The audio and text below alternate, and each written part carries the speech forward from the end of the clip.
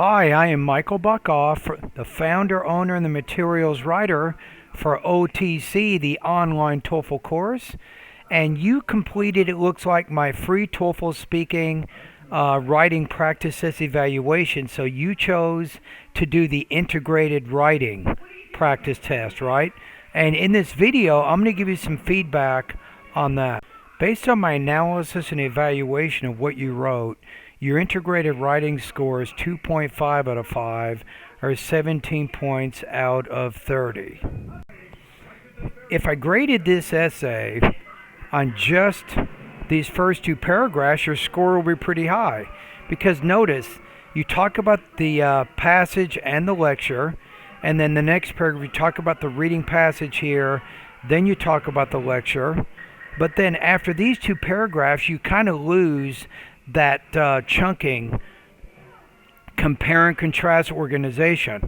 For example, in the third paragraph, you just start talking about the lecture, and then this paragraph, other signs listed in the passage. What does that mean? The reading or the listening passage.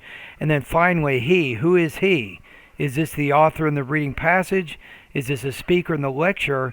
So your organization really started to break down when we got here.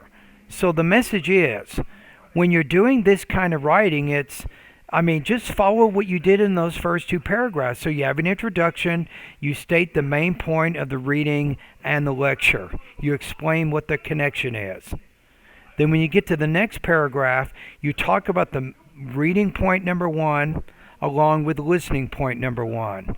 Then when you get to this paragraph here, you talk about reading point number 2, and then you talk about listening point number 2. And then finally, you talk about here reading point number 3 along with listening point number 3. And then you try to show the differing ideas from both sources. And one of the best ways you can do that is by using things like however, on the other hand, and contrast. And you put those transition words right after within each paragraph, right after you discuss the reading passage. And that's going to create a little bit better organization of ideas for you. Okay, so those are my comments on that. You also have some grammar and some vocabulary issues, but the main thing that you want to figure out right now is how to structure your writing. Now you'll notice in the email, right below my name, I have different kinds of services that can help you to improve your writing proficiency.